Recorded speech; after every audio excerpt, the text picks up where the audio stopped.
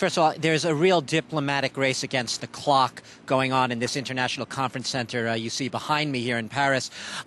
France, some officials even suggesting it may be too late. It's very clear that Muammar Gaddafi's military campaign, his onslaught against the rebels 2,000 kilometers from here, is far outpacing so far any response from the Western powers. Now, the G8 foreign ministers meeting behind me here, you are right, they're basically under a lot of pressure right now from France that has been spearheading a drive to bring a no-fly zone decision before the United Nations Security Council. Now, clear, strong backing from the UN Security Council is one of the absolute necessities before any Western action would be taken. Now, the Security Council met yesterday in New York, and because of the time difference with Paris, they're all sleeping now. This foreign ministers meeting, meanwhile, has gotten underway just in the past, say, 45 minutes or so. And France is really, as I just said, stepping up that pressure, but there's still a lot of reticence. Yet, at the same time, there is a sense they have all morning to meet. They're going to be holding a press conference later this afternoon. There is a sense that they can't be seen really to lose face. They're probably going to have to reach some sort of decision, because the real fear here is that if Muammar Gaddafi were to continue his assault and reach the rebel bastion of Benghazi, there could be very severe civilian casualties. The last thing Europe, U.S., the rest of the West wants to be seen as having just sat there and having done nothing to prevent it. But the window is closing fast if there's going to be some sort of military intervention, whether it be a no-fly zone or some other form. Now, Doug, you mentioned the reticence on the part of some of the G8 members just a moment ago. Who is not in favor of the no-fly zone? And just give us the point on everyone's position.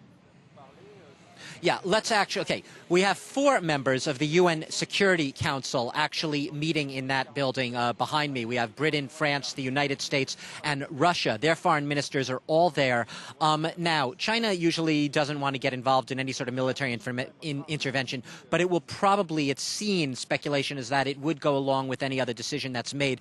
Russia has been an opponent of military intervention, no-fly zones to this point, but it says it's not ruling out any other option. And as for the United States, it's been reticent, but its reticence is that it doesn't want to be the one leading any military intervention, especially after Iraq and Afghanistan. It really would like Europe, for geographical reasons primarily, to take the lead on this.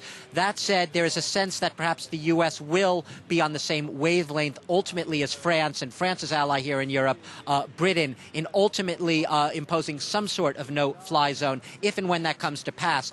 Like I said, though, we won't know definitively until later this afternoon whether or not they are able to reach a consensus. There's probably a lot of horse trading, diplomatic horse trading going on at this hour in that building behind me in a real kick-down fight to try to reach some sort of consensus on some sort of military intervention, so the West doesn't look like it just stood there and did nothing.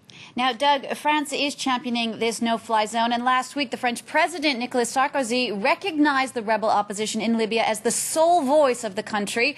What's the feeling from the international community on that point? Did President Sarkozy jump the gun a bit? Well, the international community thinks he absolutely did. There was a sense of absolute astonishment. He made the announcement from Paris while the EU foreign ministers were meeting in Brussels over the weekend. No one was really expecting that. Usually you recognize states, not governments. France has recognized a government. It's preparing to send an ambassador there. Meanwhile, you have European Union playing catch-up. They're sending a fact-finding mission to find out more about the rebels and the situation with the opposition on the ground. U.S. also trying to get to know the rebels better. Hillary Clinton here in Paris yesterday, having met with a representative and emissary of the rebels here in Paris.